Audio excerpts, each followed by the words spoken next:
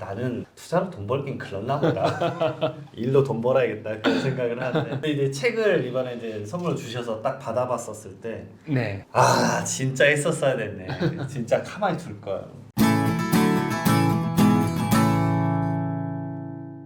네, 안녕하세요. 두꺼비 세무사입니다. 오늘 오랜만에 이제 저자분 모셨는데요. 사실 제가 요즘 진짜 관심 있는 주제 중에 하나는 비트코인입니다.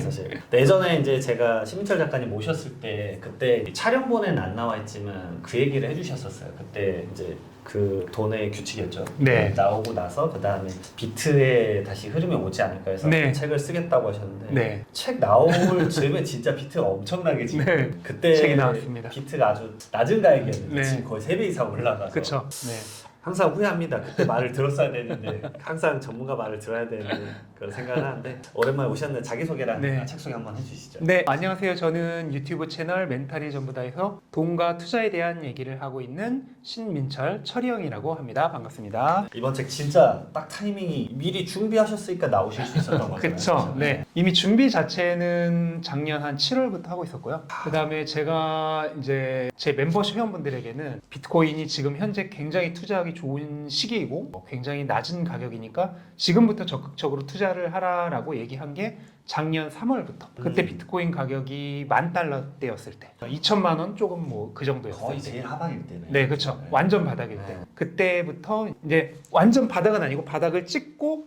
상승 추세로 올라가는 게 확인된 시점부터. 왜냐면 바닥을 잡으려고 하면 안 되거든요. 예, 발목 정도죠. 예.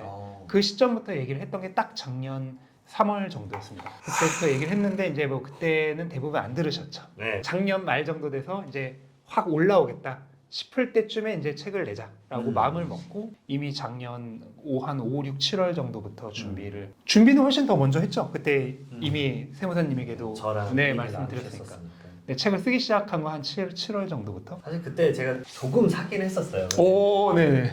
근데 저는 그게 안 되는 것 같아요. 그러니까 제가 그때 한 4,500선에 팔았거든요. 아. 한번 나는 투자로 돈 벌긴 글렀나 보다. 일로 돈 벌어야겠다 그런 생각을 하는데, 근데 이제 책을 이번에 이제 선물로 주셔서 딱 받아봤었을 때, 네. 아 진짜 했었어야 됐네. 진짜 가만히 둘 걸. 다시 지금 진입을 들어가긴 했는데 네. 더 올라가겠다. 그럼요. 자, 그러면 이제 첫 번째 주제부터 말씀 네. 나눠보겠습니다. 제가 이거가 확실히 요즘에 이제 모든 분들이 인지하고 있으니까. 네, 그 슬로건이 좋으셨던 것 같아요. 인생을 바꿀 이제 거대한 기회가 온다. 네. 4차 반감기라 표현을 해줬는데, 사실 지금 비트코인 또 관심 있으시니까 이제 또 처음 진입하신 분들도 있을 건데, 네. 아주 반감기에 대한 이제 라이트한 설명이나, 네네네. 네, 그다음에 이 반감기마다 비트코인이 어떤 변화가 있었는지. 네. 사실 책에는 상세하게 되어 있지만, 그렇죠. 네, 네. 한번 말씀 간단하게. 네, 뭐 일단은 가장 쉽게 아무것도 모르시는 분들도 이해하실 수 있게 설명을 드리자면요. 비트코인이 처음 나왔을 때 2009년에 나왔는데 10분마다 50개씩 신규 비트코인이 생성되도록 프로그램이 돼 있었어요. 10분마다 10분마다 50개씩. 근데 이게 4년마다 한 번씩 생성량이 절반으로 줄어들게 설계가 되어 있습니다. 결국은 이제 채굴량의 한계가 있었던 거고, 그쵸. 4년마다 네. 반절씩. 반절씩 줄어들면서 2012년에는 25개, 2016년에는 12.5개, 그 다음에 2020년에는 6.25개, 그리고 이번 2024년 현재 4월로 예정이 되어 있는데요. 4월이 되면은 3.125개로 신규 생산량이 줄어들게 됩니다. 확 네. 줄어드네요. 진짜. 네. 그래서 그렇게 점진적으로 4년마다 매번 반절씩 줄어들어요. 그래서 반감기라고 부르고요. 그렇게 생산량이 계속 반씩 줄어들게 되면은 어느 순간에 대해서는 생산량이 없어지겠죠. 그렇게 되면서 비트코인은 딱 2,100만 개까지만 2,100만 네, 개. 만들어지도록 이미 태초부터 설계가 끝나 있는 것입니다. 그래서 모든 생산 일정과 생산량이 이미 다 설계가 되어 있어요. 네, 이게 비트코인의 굉장히 특이한 특성이라고 할 수 있죠. 한정성 자체가 있다는 것도 있고. 네, 그것도 있고 그 생산된 계획이 이미 다 완전히 설계되어 있다는 거. 대단하네요. 네. 2009년도인데. 네. 그럼 그 전부터 이걸 설계를 했었을 텐데. 그렇죠. 2140년이 이제 마지막 채굴이 될 것으로 예상이 되는데 이미 130-40년 정도의 생산 그 계획이 이미 다 나와 있는 거죠. 네. 결국은 이번에 4차 반감기가 이제 책에는 4월 23일로 말씀 주셨었는데, 네. 그러면은 가장 궁금한 것도 그것이잖아요. 반감기 전후에 기간을 좀 어떻게 그러면 좀 받고 네. 가격 상승이나 하락을 뭐 어떻게 예측을 할 수 있을 것인지. 네. 일반적으로 비트코인은 반감기 그 자체가 뭐 엄청난 단기적 호재로 작용해서 가격을 팍 올리거나 하진 않았어요. 네, 오히려 반감기 전후로는 가격이 좀 요동이 쳤어요. 그러니까 변동성이 있었어요. 예를 들어서 누가 예를 들어 금을 캔다고 해볼게요. 근데 금 캐는 양이 오늘 갑자기 절반으로 줄었어요. 그렇다고 해서 내일 갑자기 가격이 확 오르진 않죠. 맞아요. 그게 시장에 반영될 때까지는 좀 시간이 필요하잖아요. 그렇죠. 네, 그래서 조금 후행성으로 음. 나중에 이제 이 효과가 나타나기 시작하고 반감기 그 자체 전후에는 오히려 이 반감기라고 하는 게 막 뉴스에도 나오고 이슈가 되면서 투기 세력도 몰리고 그러면서 오히려 가격 변동성이 생기게 되는 그런 요인으로 작용을 했고 단발적인 그런 호재는 아니에요. 네. 그러면 이 반감기 전후로 해서 가격이 뭐 좋았냐 나빴냐 그거는 매 시즌마다 달랐어요. 어떤 때는 반감기 전이 별로였고 반감기 지나고 나서 오르기 시작했고 어떤 때는 반감기 전에 막 오르다가 한번 꼬꾸러졌다가 그 다음에 나중에 오르기 시작했고 이렇게 매 시즌 달랐기 때문에 이번에도 어떻게 될 것이다 라고 맞추는 것은 어려워요. 하지만 그래도 모든 시즌에 공통적으로 나타나는 특성이 있었는데 반감기 때 가격이 나중에 보면은 거의 저점에 가깝다. 네. 결국은 이제 상승 추세로 넘어가는. 네, 장기적 상승 추세로 넘어가기 때문에 반감기 때 가격이 얼마이든 그 사이클의 고점 부분에서 봤을 때 그 반감기 때 가격은 여전히 매우 낮은 가격이다 라는 특징 하나만 확실하게 공통적으로 있었습니다. 그 말씀 좋으신 것 같아요. 이게 이제 반감기 생기니까 이제 아예 비트코인 모르시던 분이 막 이제 또 막 뛰어드시잖아요. 그렇죠. 그래서 막 이제 하루 이틀 만에 막 팔고, 수익률이 200%가 올라야 되는데 왜 안 오르지 막 이런 거 있으실 텐데 그러게 보는 그 사이클이 아닌데. 그렇죠. 네. 왜냐하면 이제 사이클에 대한 얘기를 많이 하시잖아요. 네. 이번 책 제목도 이제 슈퍼 사이클이라고 네. 표현을 해주셨고 이제 기존의 그런 반감기마다의 약간을 그 말씀하신 게 사이클이란 개념으로 좀 말씀을 네. 해주셨는데 이번에는 좀 기존하고 다르게 약간 이번에 진짜 슈퍼 사이클이다라고 보는 이유는 어떤 점이 좀 있으실까요? 네, 일단은 비트코인은요, 방금도 설명드린 이 반감기라고 하는 공급량이 줄어드는 이 특성으로 인해서 가격이 올라가는 그런 사이클이 형성이 돼요. 이게 일단 기본이에요. 그래서 공급량이 줄어드니까 공급 충격에 해당하겠죠. 이 공급 충격으로 인한 상승이 일어나는 게 일단 기본적인 이 비트코인의 상승 사이클이고요. 슈퍼 사이클이라고 하면은 우리가 일반적으로 한 가지 사이클이 아니라 여러 가지 사이클이 복합적으로 작용할 때 우리가 슈퍼 사이클이라고 얘기를 합니다. 그러니까 가장 대표적으로 반도체 슈퍼 사이클의 경우에는 반도체 산업 자체의 상승 사이클과 경기의 상승 사이클 이 두 가지가 합쳐질 때 이제 슈퍼 사이클이라고 얘기를 하죠. 그럼 비트코인에는 슈퍼 사이클이라고 하면 또 어떤 요소가 있느냐? 이제 한쪽은 공급은 지금 우리가 얘기를 했으니까 이제 남은 한쪽 수요 쪽을 봐야죠. 근데 이번 수요 쪽에서도 굉장한 상승 사이클이 예상이 돼요. 비트코인은 기본적으로 무슨 현금 흐름이 있거나 하는 자산이 아니잖아요. 그러니까 일반적으로 경기보다는 유동성에 더 영향을 받아요. 경기보단 네, 유동성. 그래서 보통 주식 같은 자산이 경기에 영향을 더 많이 받고요. 금 같은 자산이 유동성에 영향을 더 많이 받아요.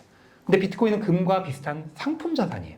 그러네요. 네, 그러다 보니까 경기보다는 유동성의 영향을 더 많이 받거든요. 그래서 실질적으로 과거에 유동성의 흐름과 비트코인의 가격 흐름이 굉장히 많이 유사했어요. 그런데 이번에 올해 2024년 6월을 기점으로 미국에서 최초의 금리 인하가 예상이 되고 있습니다. 네, 맞아요. 네. 이번 올해 뭐 한 0.75 정도 낮추겠다. 네. 올해 전체. 네, 올해 총 3차례 정도 금리를 낮추겠다라고 얘기를 하고 있죠. 음. 그럼 금리가 인하된다는 것은 무슨 뜻인가요? 유동성이 유동성이- 풀리기 시작한다는 거죠. 그럼 방금 제가 비트코인은 유동성과 굉장히 밀접한 관계를 가지고 있다고 했잖아요. 빨리 사야겠다. 그러면 유동성이 풀리면은 수요 측면에서 강세가 나타나겠죠. 아. 그럼 이 공급 측면과 수요 충격이 지금 4월, 6월 비슷한 시기에 겹쳐지죠. 거기 한 가지 더해서 이 수요를 더 끌어올릴 수 있는 요소가 있는데 그게 바로 기관들의 채택입니다. 기관들이 비트코인을 그 포트폴리오에 분배를 하고 들어오는 건데 그거를 할 수 있게 물꼬를 틀어준 게 미국에서 현물 ETF가 승인이 됐어요. 맞아요. 그게 이번 2024년 1월에 승인이 되었습니다. 이게 뭔가 1월, 4월, 6월. 그렇죠. 네. 근데 이게 1월에 승인됐는데 1월에 승인됐다고 해서 바로 기관들이 포트폴리오에 비트코인을 넣고 돈이 들어오는 건 아니에요. 일단은 내부적으로 평가를 해야 되고 또 고객들에게 설득도 해야 되고 또 안에서 승인도 받아야 되죠. 그러려면은 그런 복잡한 절차를 걸쳐서 실질적으로 포트폴리오에 배분을 하고 비트코인에 돈을 집어넣기 위해서는 1개에서 2개 분기 정도가 필요합니다. 그럼 1월에 승인됐으니까 4월에서 한 7월 그 정도 사이에 본격적으로 포트폴리오 배분이 되고 돈이 들어올 예정이에요. 그러니까 뭐 국민연금이나 이런 정부기관이 그걸 매입하는 순간 그게 엄청난 호재성, 그쵸. 네, 네. 수요에 대한 엄청난 네. 강세가 될 네. 테니까. 그게 예상되는 게 한 개에서 두 개 분기 후니까 4월에서 7월 정도. 그럼 4월에 반감기, 6월에 금리 인하, 4월에서 7월 사이에 본격적인 기관들의 진입. 이 모든 게 한 대 딱 같은 시기에 맞물리죠. 거의 한 4가지까지 맞물리네요. 네. 그리고 이런 호재가 맞물리게 되면 일반적으로 더하기 효과로 나타나는 게 아니라 상승 효과라 그러죠. 곱하기 효과로. 곱절 네. 네. 나타나기 때문에 엄청난 강력한 상승장이 시작될 가능성이 굉장히 높다라고 보고 있고, 그게 바로 이 슈퍼사이클인 것이죠. 진짜 전고점은 제 생각에도 그냥 당연하게 뚫을 것 같아요. 네. 여러 가지 가격 네. 측면에서 많은 얘기가 있지 않습니까? 부자 아빠 책을 쓰셨던 분도 뭐 로버트 키요사키. 네. 한국 돈으로 하면 1억 얼마까지 이상 갈 거다 물론 그런 얘기 네. 하시니까. 올해 얘기를 하는 거죠. 그건. 네. 이게 그러면 이해가 가네요. 슈퍼사이클이라는 표현 자체가 공급이랑 수요 측면에서 네. 변동폭이 엄청 클 것 같은데 그게 더 이해가 됐던 게 두 번째 주제로 넘어가는데 네. 이 슈퍼사이클의 이제 기법제가 현물 ETF인데 네. 이제 말씀 주셨지만 그 책 보고 저도 처음 알았는데 금 현물 ETF가 승인되고 나서 네. 금 가격이 기간에 따라 차이가 있지만 6배 이상 올랐다. 네, 거의 7배 가까이 네. 올랐죠. 네. 그래서 이걸 보면은 결국 장기 투자로 넘어간다면 비트코인 현물 ETF에 대해서도 네. 당연히 긍정적으로 좀 볼 것 네. 같은데 네. 근데 대한민국에서는 사실 이거 좀 지금 막았잖아요. 지금 상태에서. 네, 뭐 법률적인 조금 아직 논란이 있어서 일단은 그래서 펜딩을 걸어놨죠. 이제 여기서 최근 선거 이슈로 또 이제 야당 측에서는 이제 비트컴 현물 ETF 허용에 대해서 조금씩 얘기가 네. 나오는데 제 개인적 생각에 추세적으로는 이게 풀릴 것 같기는 한데 네. 그러면 이게 대한민국 측면에서도 더 많은 수요를 일으킬 것 같아요. 네, 그렇죠. 지금 비트코인을 투자할 때 있어서 가장 큰 장벽이 뭐냐면 결국 익숙하지 않은 거래소라는 것을 통해서 거래를 해야 되고 믿을 수 없다는 거죠. 여러 가지 굉장히 장벽이에요. 그래서 지금도 여쭤보시는 분들이 많아요. 비트코인 사려면 어떻게 해야 돼요? 그럼 사람들이 댓글로 장난으로 그 쿠팡에서 10% 쿠폰 먹여서 사시면 된다고 이런 댓글들을 다시거든요. 근데 이게 지금 제가 장난으로 얘기했지만 실제로 많은 분들이 그 거래소라는 것을 통해서 비트코인 사는 것 자체에 되게 거부감을 많이 느끼고 그게 많이 장벽으로 작용을 해요. 그 네. 거래소에 대한 신임도를 그것도 있고 일단은 그 무슨 거래소마다 정해져 있는 지정은행이 있잖아요. 거기서 또 계좌 뚫어서 여기 넘기고 또 거래소라는 데서 내가 한 번도 거래를 해본 적이 없는데 굉장히 불편하죠. 근데 지금 그 거래하고 있는 증권 앱에서 그냥 주식처럼 살 수 있습니다. 라고 하면 어느 게 편할까요? 그렇죠. 비교도 안 되죠. 네. 압도적으로 이쪽이 편하죠. 그래서 수많은 분들이 그냥 주식 앱에서 그냥 주식처럼 비트코인을 살 수 있게 되면은 훨씬 더 많은 자금이 유입될 수 있게 되죠. 그렇죠. 엄청난 네. 자금 시작. 근데 이게 단순히 개인에게만 국한된 문제가 아니에요. 기업도 마찬가지예요. 지금 대한민국 같은 경우에는 법인이 현실적으로 비트코인을 못 사죠. 그렇죠. 그런데 주식시장에서 현물 ETF로 그냥 구매할 수 있게 되면은 기업도 비트코인을 살 수 있게 되는 겁니다. 자금의 사이즈가 다를 테니까. 네, 완전히 다르죠. 우리가 네. 말하는 흔히 말하는 고래 수준을 넘어갈 수 네, 있으니까. 그냥 뭐 엄청난 돈들이 연금도 살 수 있고요. 그 다음에 국가도 살 수 있습니다. 그렇죠. 크게 보면. 연기금이 들어간다 그러면 네. 거기에서 분명 포트폴리오 짠다 그러면 시인도가 확 올라갈 거예요. 그렇죠. 지금 연기금은 이미 국민연금 같은 경우에는 이미 코인베이스를 매수해서 엄청난 수익을 보고 있어요. 근데 사실 원래는 비트코인과 관련된 거에 투자를 한다면 비트코인 그 자체 투자를 해야 되는 게 맞는 거죠. 근데 현재까지는 불가능하잖아요. 근데 점진적으로 가능하게 될 거라 보고 있고, 그 다음에 그 국가적인 차원에서도 결국 현물 ETF 거래가 풀릴 거라고 생각을 하고요. 이번에 저희 그 금융거래위원회에서도 이제 직접적으로 현물 ETF 승인을 얻기 위한 그런 조언을 미국 측에 받고 있죠. 그런 것들이 이미 있기 때문에 움직임들이 있기 때문에 결국은 현물 ETF가 풀리는 것을 넘어서 대한민국에서 현물 ETF가 출시될 가능성도 있다라고 저는 생각을 해요. 저는 시간의 문제일 것 같아요. 이거 무조건 네. 되지 않을까. 네. 그러면은 와 비트코인의 그 실물에 대한 가격은 엄청 더 올라갑니다. 네. 근데 그게 이제 우리나라에서만 일어나는 일은 아니죠. 전 세계적으로 그런 비슷한 일들이 일어나면서 점진적으로 비트코인의 액세스 가능한 자금의 양이 풀이 점점 넓어질 것이다. 엄청나게 네. 넓어질 거예요. 그러니까 이 현물 ETF가 단기적 호재가 아니에요. 이런 효과들이 뭐 당장 내일 일어나는 게 아니잖아요. 점진적으로 일어나는데 그 점진적으로 일어날 수 있는 그 관문을 열어준 거죠. 금이랑 똑같다고 보면 되네요. 진짜 시간이 지나면 어차피 몇 배 이상 올라갈 수 있는 그 네. 가능성이 아주 열려 있다라고 네. 볼 수 있네요. 와 현물 ETF. 근데 아까 그거 지금 좀 터무니없지만 진짜 그런 질문을 강의를 하시니까 많이 네. 들으시나 보군요. 네. 근데 왜 터무니없는 게 아니고 실제로 그런 분들이 많아요. 미국 같은 경우에는 베이비 부머 세대가 미국 그 전체 자산의 거의 3분의 2 정도를 가지고 있어요. 그런데 비트코인에 투자하고 있는 이 베이비 부머 세대, 그러니까 보통 50한 5, 6세 이상을 말하는 거죠. 세대가 6%밖에 되지 않아요. 아주 낮네요. 네, 어마어마하게 많죠. 그런데 이 베이비 부머 세대가 가장 익숙한 자산이 뭐냐고 하면은 주식이에요. 그렇죠. 네. 미국은 무조건 그렇죠. 근데 그 주식처럼 주식 앱에서 그냥 주식처럼 비트코인을 구매할 수 있게 된다면은 얘기가 많이 달라지겠죠. 엄청난 자금이 네. 들어. 네. 그리고 미국이 일반적으로 주식을 투자하는 방법은 대부분 401k 연금을 통해서 많이 투자를 합니다. 직접적으로 주식에 투자하는 것보다도. 아, 연금을 네, 통해서? 연금을 통해서 많이 투자를 해요. 미국인들의 그 평균적인 저축액이 1만 달러가 되지 않아요. 엄청나. 네, 어마어마하게 낮고 대한민국보다 훨씬 낮습니다. 그럼 어떻게 돼 있냐? 대부분의 자금이 다 연금에 들어가 있어요. 아, 네. 진짜 펜션 시스템은 엄청 화려해. 네, 근데 연금에서 지금 비트코인 투자하는 게 굉장히 제한적이에요. 일부 연금 기관을 통해서만, 그것도 아주 제한된 방법을 통해서만 할 수가 있어요. 근데 현물 ETF가 나오면서 어떻게 되냐면 그냥 누구라도 투자할 수 있게 됐어요. 네. 투자는 개인의 의견이지만 저는 사도록 하겠습니다. 그럼 이 엄청나게 많은 자금들이 지금 비트코인에 들어오고 싶어도 못 들어왔었는데, 이 연금 자금이 이 401k가 대략 한 7조 달러 정도 되고요. 그 외에 사적 연금까지 합치면 연금 시장이 대략 20조 달러 정도 됩니다. 엄청나네요. 네, 국민연금이 1조 달러거든요. 네. 그거 20배예요. 그 규모가 현재까지는 비트코인에 접근이 불가능했어요. 그런데 갈 수 있는 다리가 놓인 거예요. 물론 그게 다리가 놓였다고 해서 갑자기 이 2조 달러, 그렇죠. 그 20조 달러 자금이 한순간에 들어오는 건 아니죠. 점진적으로 들어오겠죠. 그래서 방금도 아까도 말씀드렸지만 금 같은 경우에 금 현물 ETF가 승인되고 나서 8년에 걸쳐서 거의 7배 가까이 상승을 했습니다. 근데 한 가지 아셔야 될 게, 금은 현물 ETF가 승인된 그 시점에 이미 미국 1위 기업보다, 당시 엑손모빌이거든요. 1위 기업보다 4배나 시가총액이 높았습니다. 근데 지금 비트코인은 미국 1위 기업 시가총액의 3분의 1이 안 돼요. 아, 그런가요? 그러면 자 보세요. 금은 미국 1위 기업 시가총액의 4배가 큰 상태였어요. 그 상태에서도 네. 그 상태에서도 7배 가까이가 오른 거고, 비트코인은 이 미국 1위 기업의 시가총액의 3분의 1이 안 돼요. 그러면은 3분의 1과 4를 상대적으로 비교하면은 거의 12배 차이인 거죠. 그러니까 몸집 자체가 비교도 안 되게 작은 자산입니다. 근데 그렇게 몸집이 비트코인보다 10배 이상 큰 금이 7배가 올랐어요. 그럼 비슷한 흐름으로 자금이 들어온다고 했을 때 비트코인은 얼마가 오를까요? 몸집이 작은 만큼 훨씬 더 많이 오르겠죠. 비슷한 규모의 자금이 들어왔다는 전제 하에서는 12배가 더 오르는 거겠죠. 그러면은 7배에 12배니까 84배가 되는 거죠. 물론 이런 배수로 그렇죠. 되진 않겠지만 그만큼 잠재적 가능성이 있다는 거고, 실제로 이게 이미 증명이 되고 있습니다. 금 ETF가 승인되고 나서 최초 한 달 동안 그 현재 인플레이션까지 감안해서 약 19억 달러 정도가 금 현물 ETF로 유입이 됐어요. 바로 유입됐군요. 네,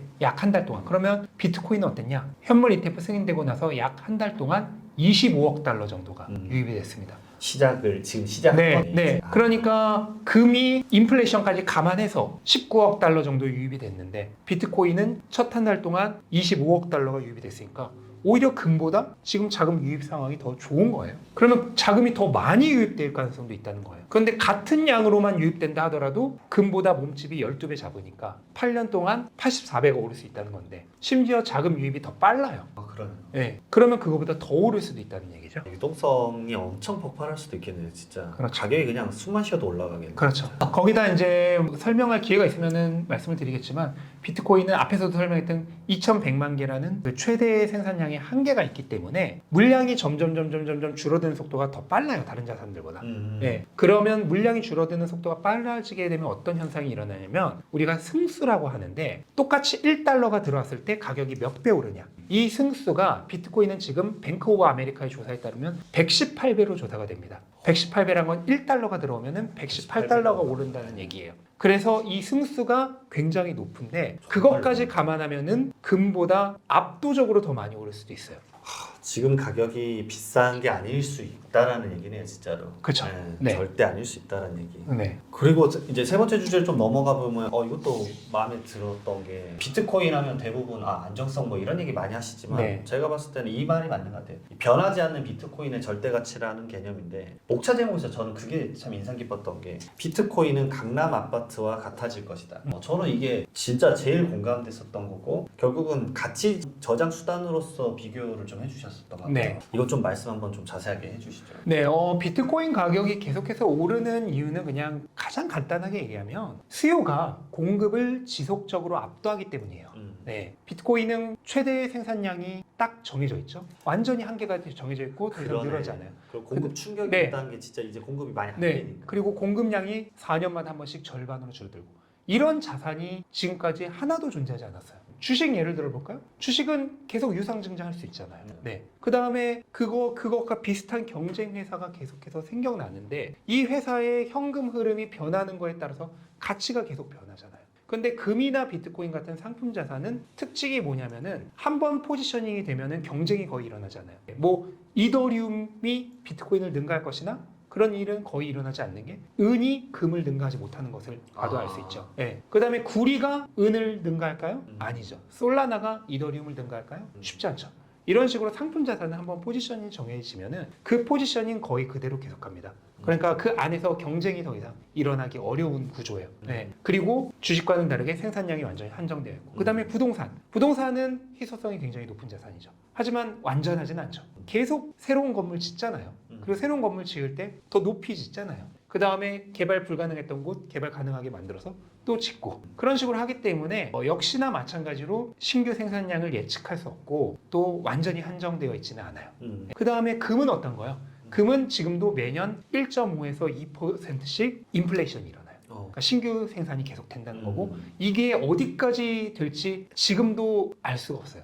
그러니까 아직도 마음만 먹으면 채굴할 수 있는 금의 매장량이 아직도 무한히 존재한다. 그래서 우리가 적어도 살아있는 기간 동안은 1.5에서 2%씩 계속 채굴이 될 것으로 예상이 돼요. 이런 식으로 공급이 계속해서 되고 있지만 비트코인은 그게 되지 않기 때문에 어떤 현상이 일어나냐면 거래할 수 있는 물량이 점점 오로지 감소 추세로만 흐릅니다.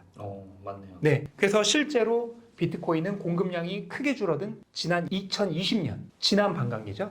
를 기점으로 해서 거래소에 거래 가능한 비트코인의 양이 그 이전까지는 계속 오르다가 왜냐면 50개, 25개 아직 많잖아요.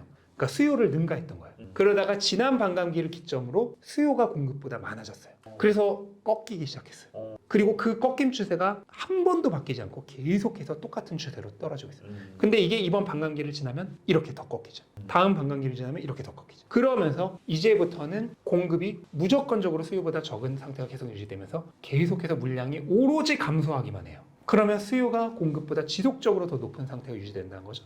그럼 가격은 어떻게 될까요? 오를 수밖에 없는 거죠. 그러네요. 심지어 그 속도가 가속화될 것으로 예상이 돼요. 왜냐하면 물량이 점점 줄어들면서 남아있는 물량이 계속해서 소멸만 돼요. 오로지. 늘어나는 일은 거의 없이 오로지 소멸만 돼요. 그럼 어떤 현상이 일어날까? 물량이 없으니까 지금이라도 가져가자 라는 일종의 포모 현상이 발생할 수 있죠. 그러면서 물량이 줄어드니까 수요가 더 올라가고 수요가 더 오르니까 가격은 더 오르고 가격이 더 오르면 더 많은 사람들이 더 가져가려고 하고 그럼 물량이 더 빨리 줄어들고 물량이 더 빨리 줄어드니까 가격은 더 많이 오르고 더 많이 오르면서 수요는 더 많이 들어오는 이런 일종의 공급과 수요의 우리가 흔히 데스 스파이럴이라고 하죠. 갑자기 네. 확 스위치되면서 이게 팍 폭발. 네, 죽음의 소용돌이가 발생하면서 엄청난 기하급수적 가격 상승이 일어날 가능성도 저는 있다라고 그럴 생각하고 수 있어요. 있겠어요. 네, 뭐 그런 기하급수적 상승이 없다 하더라도 현재 수요가 공급을 지속적으로 초과하고 있기 때문에 가격은 시간이 가면 갈수록 올라갈 수밖에 없는 구조다. 그렇게 보여지고 있습니다. 와, 그러면 이제 근데 비트가 지금 하나 덩어리가 네. 오늘 날짜로 보니까 한 7,100 정도 지금 한국 원화로는 그렇던데 네. 이 무겁게 느껴 하시는 분들이 투자를 하기 좀 두려워하시는 분들이 좀 있더라고요. 물론 이제 분할로 이제 네. 조금 더 살 수 있는. 비트코인은 그 한계라고 하는 그 숫자가 사실은 의미가 없어요. 왜냐면 금처럼 뭐 이렇게 있는데 이런 물리적인 실체를 가진 게 아니잖아요. 디지털상에 존재하는 자산이기 때문에 그 한계라고 하는 거는 그냥 상징적인 의미일 뿐이고 비트코인은 1억 분의 1까지 쪼개집니다. 그걸 사토시라고 하는데 그렇죠. 네, 그 사토시 단위로 거래를 하시면 아무 문제가 없고요. 현재 국내 거래소에서 아마 최소 거래 금액 5,000원부터 거래가 가능할 거예요. 그래서 그렇게 거래를 하나, 한 개씩 거래를 하나 아무 의미가 없다. 네, 그 한 개라고 하는 그 숫자에 매몰되지 않으셨으면 좋겠습니다. 좋은 말. 네. 이렇게 이제 사실 비트코인 접근하실 때 간단한 이제 마인드나 아니면 이 경제 지식을 말씀을 강연이나 이런 걸로 개인적 채널에서 많이 해주시잖아요. 근데 이번 책에서도 25년에 또 책 개정판을 내서도 사실 이 4차 사이클에 대한 소회도 좀 말씀 주시고 싶다 했는데 25년쯤 되면은 그 사이클이 어느 정도 이제 가시적으로 뭐랄까 회고를 할 수 있는 네. 시점이 될 거라고 보시는 네. 거죠. 네, 2025년까지로 아마 이번 사이클이 종결될 것으로 예상을 하고 있어요. 현재로서는 2025년 말로 예상이 되는데 정확한 시점은 이제 시장이 흘러가는 것을 계속 모니터링하면서 추적이 필요합니다. 사이클의 변동. 네, 추적이 필요합니다. 그러면 그런 이제 사이클의 하나의 풀이 끝났더라도 작가님 입장에서는 이거를 셀링을 했다 다시 살까 이런 개념은 어떻게 잡으세요? 그거는 이제 그 개인의 자금 상황에 따라 달라지는데요. 포트폴리오 배분을 어떻게 하냐에 따라 달라져요.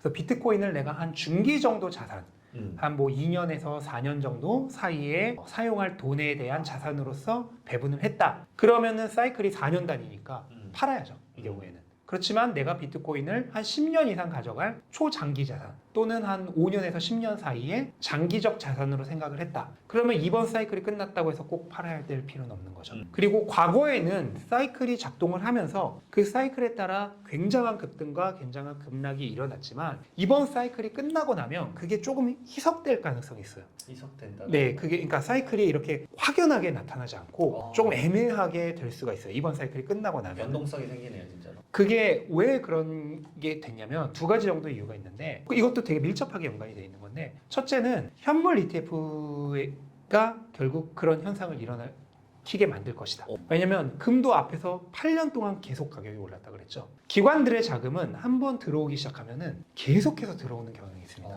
자신들이 정한 포트폴리오 배분이 완전히 이뤄질 때까지. 피델리티 같은 경우에는 현재 비트코인의 평균적으로 2% 정도의 배분을 예상하고 있거든요. 다른 기관들도 뭐 2에서 3% 정도 배분을 할 거예요. 그러면 그 배분을 하고 그 배분량을 다 채울 때까지 수년이 걸립니다. 그럼 그 수년 동안은 그냥 계속 사는 거예요. 그럼 계속 자금이 8년 동안 들어올 수도 있는 거예요. 그러면은 4년 이번 사이클 끝났다고 생각하고 다 팔았어. 그런데 별로 안 떨어지고 계속 올라. 네. 그러면 이미 다시 살 타이밍도 놓치고 망하는 거죠. 사이클의 굴곡이 이렇게 다를 수 있겠네. 이렇게. 그렇죠. 계속 길게 이어질 가능성도 있어요. 그래서 그것까지도 모니터링을 해야 돼요. 그게 있겠고 두 번째로는 이제는 급격한 사이클이 일어나기에는 그 몸집이라 그러죠. 시가총액이 너무 커졌어요. 1조 달러가 넘어갔기 때문에 이렇게 큰 자산은 과거처럼 그런 급격한 변동성은 좀 일어나기가 어려운 측면이 있습니다. 오히려 안정성이 더 그렇죠. 안정성이 있겠네요. 강화되는 거죠. 그런 두 가지 측면에 의해서 이번 사이클이 끝나고 난 이후로는 과거처럼 그렇게 엄청난 급등과 급락은 일어나지 않을 수도 있다라는 점도 좀 유의할 필요가 있습니다.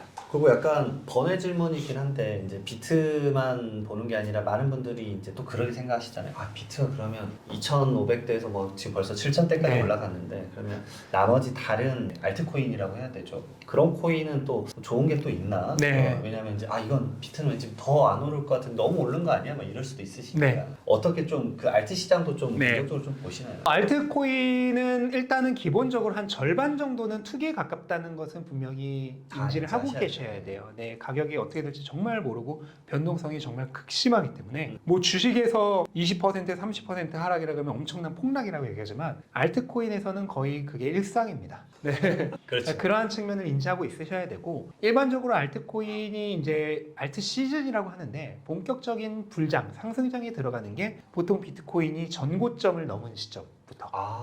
전고점을 넘으면 알트도 네. 많은 분들이 그냥 자금이 유입. 그렇죠. 그래서 전고점이 비트코인이 이제 달러 기준으로 69,000달러 정도입니다. 그거를 넘어가는 시점부터 이제 알트코인에 본격적으로 자금이 들어온다라고 생각을 하면 되고 15% 정도 남은 것 같네요. 그렇죠. 그 자금이 들어오기 시작한 시점부터 알트코인 투자하기 좋은 거고 조금 나는 그래도 위험을 감수할 자신이 있다라고 하시는 분들은 그렇게 되기 이전부터 미리 들어가는 것도 생각해 보려고. 왜냐면 어차피 전고점 넘을 거니까 그 이전부터 나는 그럼 미리 들어가겠다. 거기서도 알트코인마다 좀 다를 것 같아요. 알트코인도 자체 전고점을 뚫는다는 보장은 없을 테니까. 없죠. 무작정 막 이렇게 올라갈 거라는 생각은 네, 절대 그러니까 알트는 하시면 반은 투기다라고 도박이다라고 하는 걸 인지하시고 투자를 하셔야 됩니다. 그리고 알트코인에 각각의 코인마다 성질이 있는데 그것도 모르고 그냥 막 누가 그쵸. 말하면 네, 그냥 누가 야 저 코인 좋대 하면 그냥 무작정 달려가서 사고. 그러면은 정말 피볼 가능성이 있죠. 그래서 만약에 나는 알트코인 좀 하나하나 공부할 자신이 없다 하시는 분들은 그냥 이더리움 정도만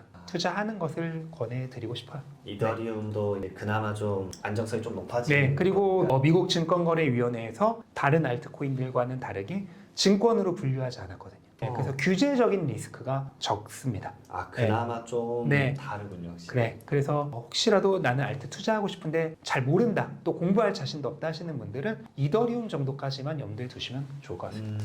비트코인하고 이더리움 정도를 한번 고민해 보시는 게 제가 봤을 때 비트코인에 대한 시장을 좀 바라보는 네. 성격이실 것 같은데 네. 마지막으로 그럼 작가님 혹시 또 해주실 말씀 있으신지? 네, 이번 2024년은 정말 굉장히 기대되는 한 해거든요. 2022년을 통해서 굉장히 많이 하락장이 있었고 또 2023년에 좋아졌다고는 하지만 아직까지 뭐 지난 2021년의 고점 부근에 못 간 그런 자산을 가지고 계신 분들도 많을 것 같아요. 근데 2024년부터는 본격적으로 투자 시장이 좋아질 거라고 생각을 하니까 이 기회를 놓치지 마시고 공부도 하시면서 부디 좋은 기회 잡으셔서 꼭 부의 증식을 이루셨으면 좋겠습니다. 아 정말 제발 좋은 결과 있으시길 바라겠습니다. 모든 투자는 본인이 책임지셔야 돼요. 네, 그런 점 염려하시고요. 그다음에 작가님이 책뿐만 아니라 다양한 강연이나 그다음에 온라인상으로 이제 영상들 찍어서 안내해 주시기 때문에 그런 부분들도 좀 참고하시면 제가 봤을 때 오늘 인터뷰뿐만 아니라 더 큰 도움도 되지 않을까 생각이 됩니다.